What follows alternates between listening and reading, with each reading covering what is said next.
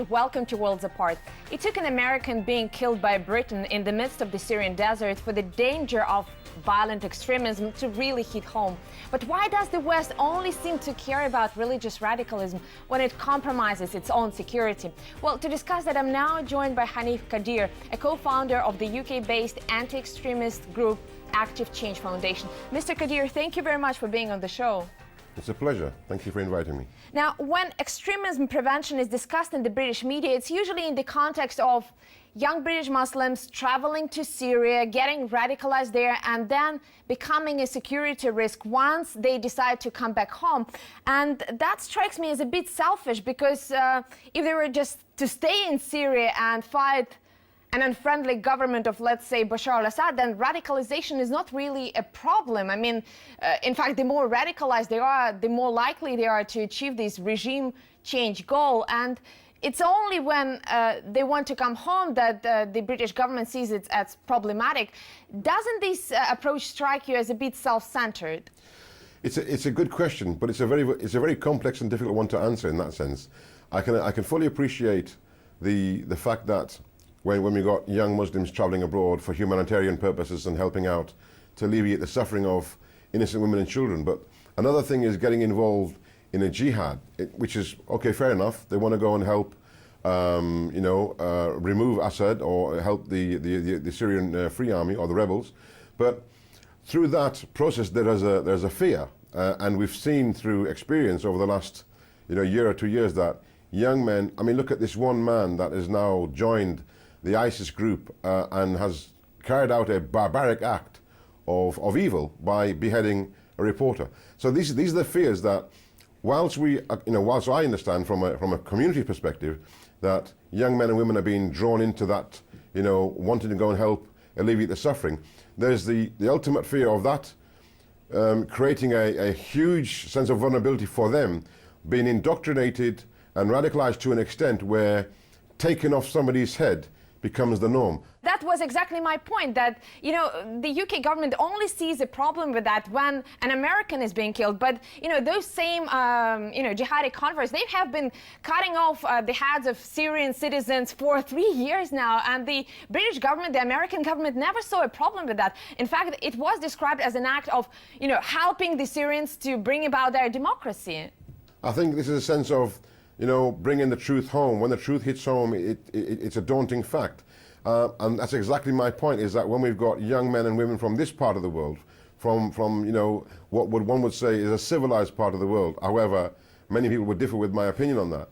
Now, when we've got young men and women going across and carrying out the same kind of atrocities as others have been doing, and then, potentially coming back to this country with that kind of a mindset, with that kind of a, lack of appreciation for human life, that is a concern, not just for the government, I would say it's a concern for the Muslim community and others around. Mm-hmm. Now, this idea that you can somehow tame extremism or channel extremism to make it work in your interest is not really new. I mean, we see it play out in Afghanistan with the support for the Mujahideen, who later become Al-Qaeda.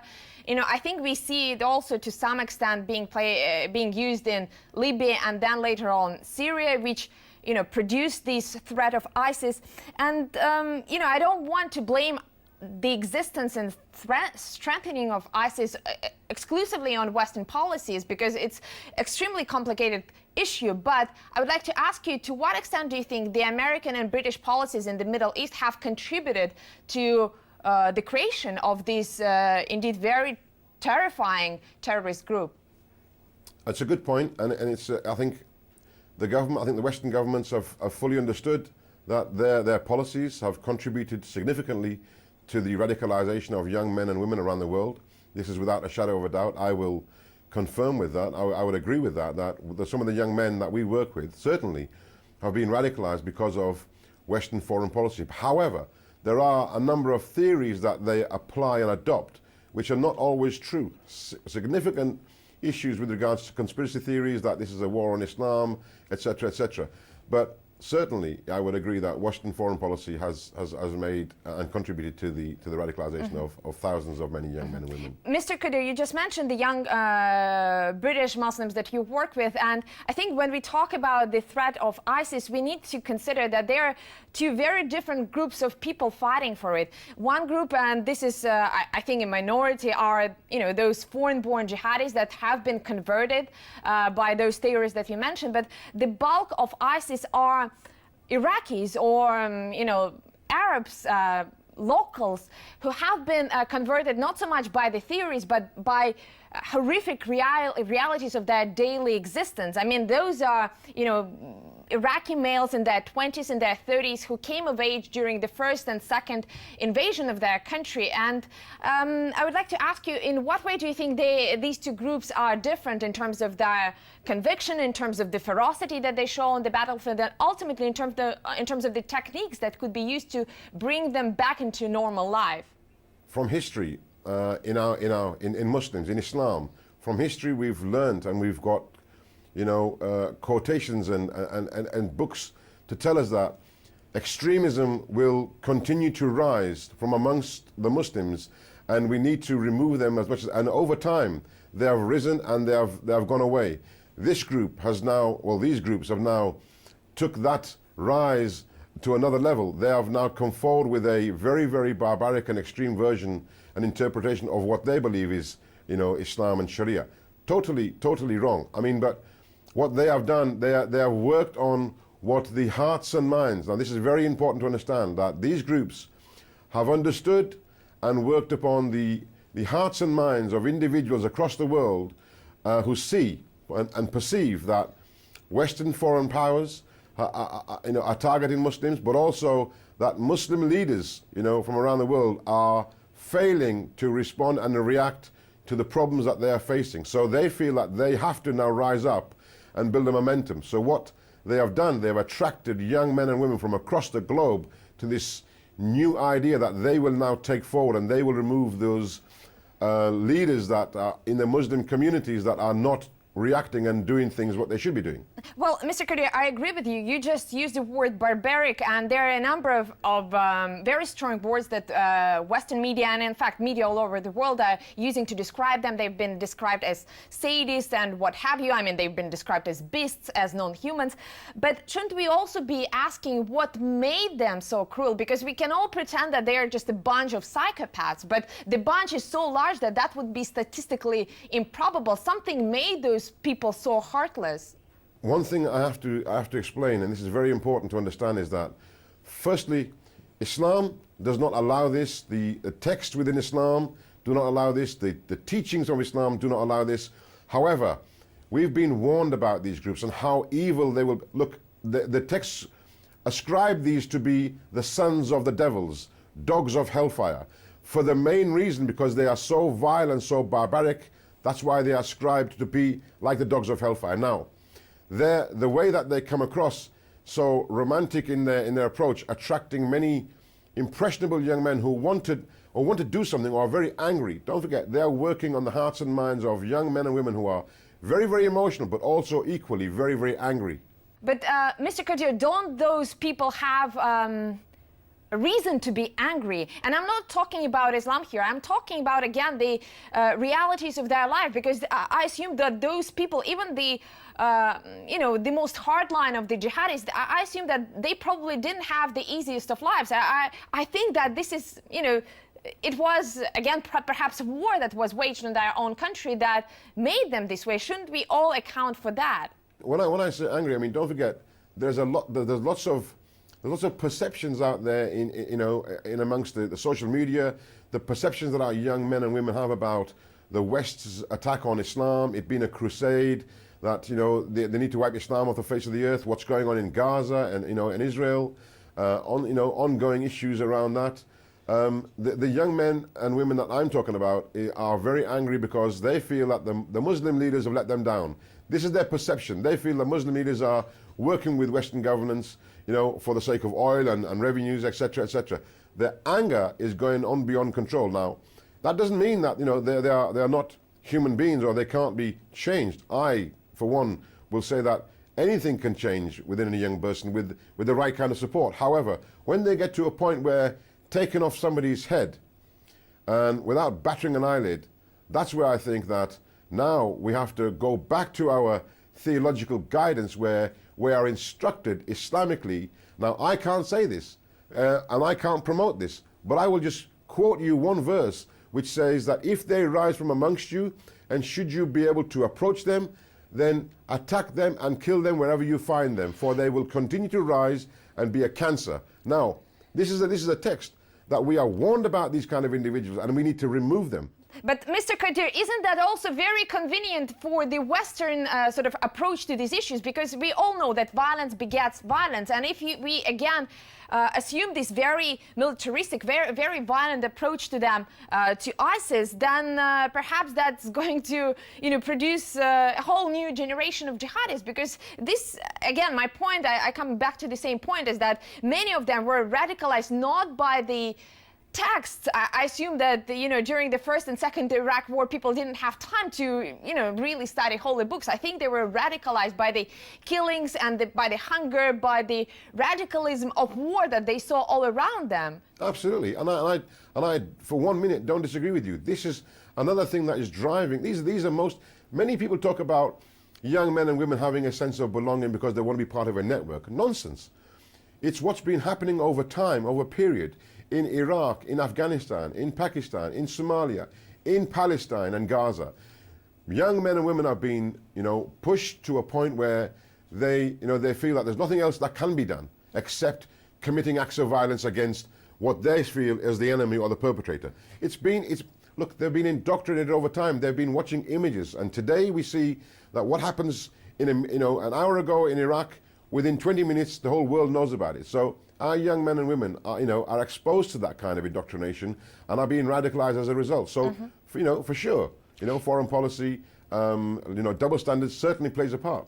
Mr. Qadir, if we look at the latest research on violence, it's essentially, this old combination of nature versus nurture. And sure, some people are more prone to violence than others, but I think it's, many scientists agree that it's primarily the environment or early trauma during the formative childhood years that turns people into heartless, cruel individuals. And if we look at what is happening in the Middle East, if we look at what is happening in North Africa, the social and economic environment seems to be getting from bad to worse. And, there is a whole new generation of kids who have been exposed to terrific things. I wonder if that makes you hopeless in your efforts to combat this violent extremism, because it seems that the pool of potential jihadists is now wider than ever before. It is a challenge, and I agree that certainly this poses a huge challenge to us. When we look at a young man or a young female who's lost their parents or their whole family, an example would be, let's say in Gaza, who's, let's say the entire family consisting of 25 people has been blown to pieces by a bomb or a stray bomb, let's say. They're not going to listen to reason. They're not going to look at, Islamic texts and, and theological guidance on how to manage this. They want revenge. And we see young men and women who look at that and take it personally. However, it's not going to stop our efforts to change young men and women. It's a challenge indeed, but when we talk about young men and women in this country who feel very emotional and take it very personal, we then, this is where I would disagree with everybody who says it's a theological problem. I would say the answer to the problem is a theological approach. So this is where theology comes into play. That are you allowed to seek revenge because of this? Is it, there's all kinds of things that we can use and apply, and we do. And sometimes, it takes longer, and sometimes it's forever ongoing. And sometimes we have to accept that we will fail. Mr. Qadir, we have to take a very short break here, but when we come back, the UK is about to introduce a set of measures to combat religious extremism, but is it enough? That's coming up in a moment on Worlds Apart.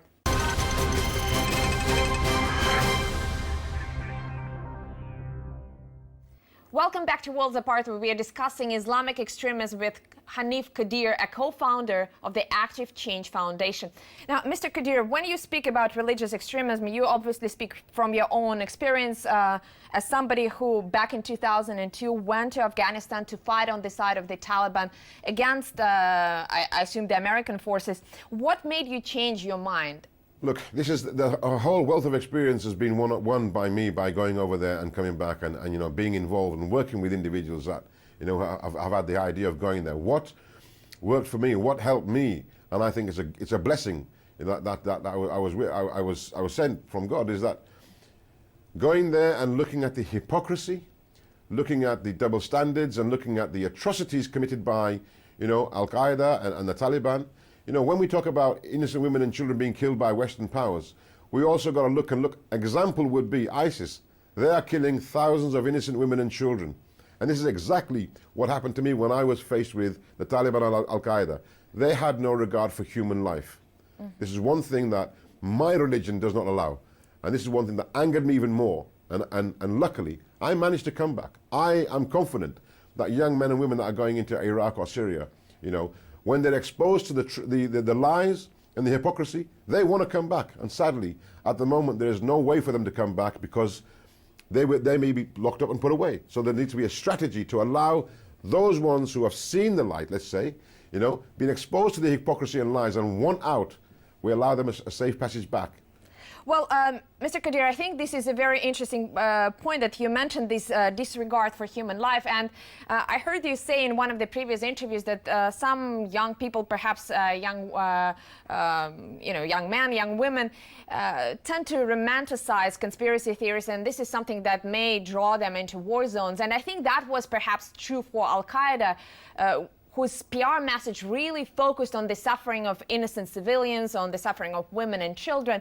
But the ISIS outreach program is very different. They do the killing themselves, and they're very open about it. I mean, they almost revel in their violence. Why do you think they're still attractive to, you know, young men like yourself? I mean, you said that this is something, this violence turned you, made you turn away from them. But it seems that, you know, there's also enough young men and women who are attracted by this very brutality.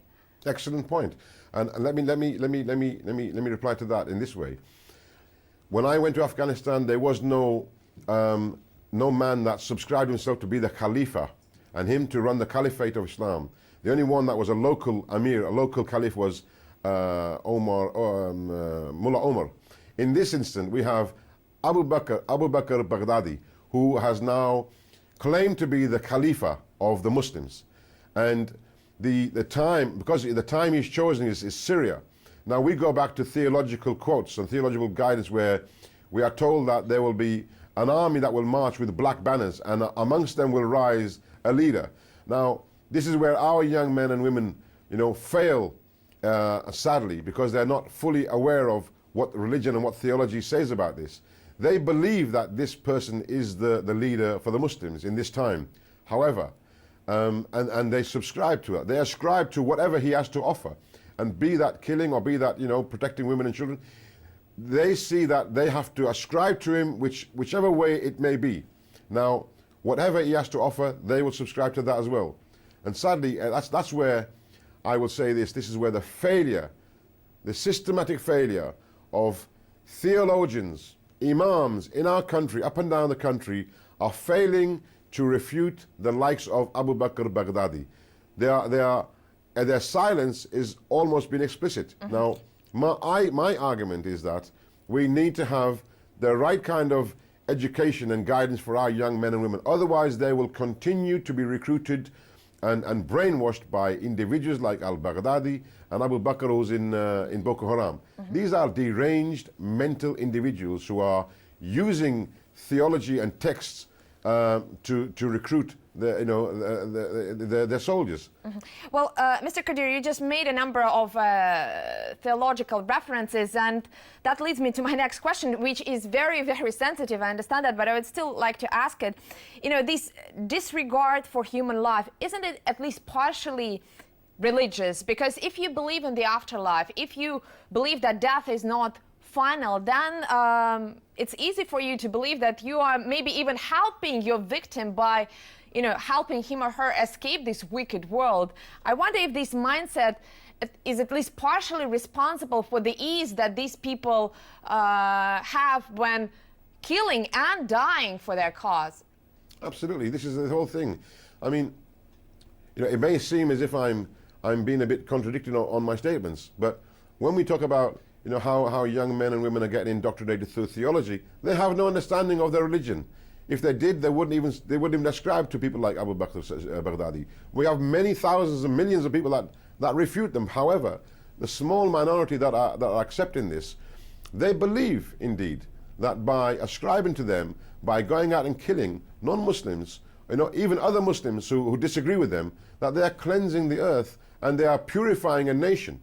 Now, sadly, they are being told this by people, that ascribe to ISIS and their ideology. This is an ideology that has no grounding within Islam. However, they take context and they take it out of context and they present it eloquently in Arabic to many of our young men and women. And that's why, I'm saying again that theologians in this country and across the world, we have a handful of very, very, very renowned scholars who are refuting daily, the likes of ISIS and Al-Qaeda. However, in our countries around Europe, there's not enough.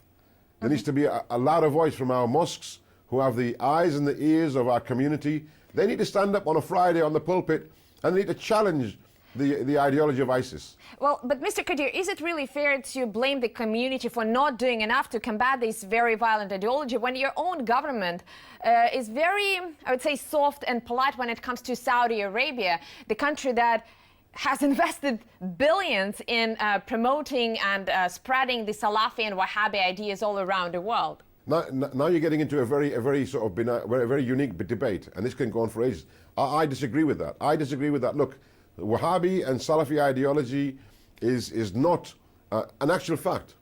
The only ones that are refuting ISIS is coming from the Salafi scholars in Saudi Arabia and some of the Salafi scholars in this country. I don't ascribe myself to that, but what I am saying here is that let's not get things confused. People like Anjem Choudhury, Omar Bakri Muhammad, and people like Abu Bakr Baghdadi, they claim to be, the Wahhabist, Salafist, minded individuals. However, far from it. They are takfiri, Khawarijites, ascribing to the evil ways of the devil. Now, this is where it's important to look. Our government in this country has done everything in its power to help our Muslim communities. And when you say that it's not fair to ascribe blame to the communities, I apologize for intervening here, but we are all shocked by what happened to James Foley, by this execution, but this is something that Saudi Arabia does on a regular basis, decapitations. They're openly prosecuting other religious groups. So, it seems that the world is so very horrified by the ISIS, but they're very nonchalant about Saudi Arabia doing the same thing. No, that's capital punishment. That's not going into war and taking off the head of another individual. That's punishment for a crime. We have the same capital punishment in America by lethal injection. In Saudi Arabia, it's about beheading. And I'm not going to say I agree with it or disagree with it. If somebody has committed an atrocious crime, then he deserves to be punished with whatever the punishment from that country deals with him. Now, with regards to beheading, that does not come from Islam. There are quotations and refutations about this, and many. I can call for a jihad tomorrow by giving example of theological quotes that date back centuries that say that stand up now and go and fight ISIS. Well, this Mr. Kadir, we're really running out of time, but I have to tell you that letting Saudi Arabia off the hook seems somewhat strange here, at least to me. But let me ask you the very, very final question. The British government, the Home Secretary, Theresa May, has suggested a number of anti-terrorist measures, including, stripping some of the UK citizens of their passports in case they travel to Syria or Iraq, and a number of other measures that all strike me as extremely domestically oriented. It seems that what Britain is trying to do here is to keep those, jihadists and those radicalized individuals at bay outside its borders, rather than addressing the issue of violent jihadism at face value. Isn't this approach again a bit too self-serving? some of the measures that are being put forward and have been suggested are very, very, very, very intense and very, very draconian in their way. And I think this is also like what you call a knee-jerk reaction. But I can understand, that if people are going to go over and commit atrocities abroad, and that stands for everybody and for every other community as well, not just Muslims. Now, if they're going to go out and sort of commit violent acts abroad, then I think that checks and balances need to be put in place. Now, stripping them of their nationality, stripping them of their passports, this may be an idea that's put forward. I don't think it's going to be realistically put in place. However, I welcome the fact that if somebody is coming back, I would welcome an intervention, some kind of assessment being made, and if somebody can be helped, I welcome that. I would put myself forward to help that individual. But I can understand that national security measures need to be taken seriously. I understand that, and I think we all would agree with that. But can this problem of global jihadism or violent Islamic extremism be really addressed without some countries, the United States, the United Kingdom, first changing their approach to foreign policy and, changing, the ease that they have been showing in intervening in Muslim countries, because that seems to be the root of the problem, or at least one of the very effective mechanisms that those people are using in converting, people to their ranks. I mean, point taken, I understand. Look, every country has its own foreign policy, its own interests, but consideration certainly needs to be made. Whenever America or the UK is going to go and, invest in something or contribute to a foreign policy initiative, then I think they need to consider the fact that, look, if you're going to go into Iraq, we need to consider what the implications are going to be on the Iraqi individuals, Iraqi-originated individuals in our country. Likewise, if we was to go to war with India tomorrow, don't we think that the Indians in this country are going to respond and react? Everything needs to be done in consideration and in moderation. So certainly, consideration needs to be made, but also, I, as a British citizen, understand that I live in this country as a British citizen, and I understand that this country has its own interests and have its own policies. But I would hope that the Prime Minister would be considerate of my emotions and my values and my beliefs, as well as the national interests of this country. Some of these policies seem to be, a shot in the foot, because all of those countries that the United States, the United Kingdom have intervened so far, ostensibly for noble reasons, they now have the very, very astute problem of Islamic extremism. But unfortunately, we have to leave it there. We ran out of time. I really appreciate you being on the show. And to our viewers, please keep the conversation going on our Twitter, YouTube, and Facebook pages. And I hope to see you again, same place, same time, here on Worlds Apart.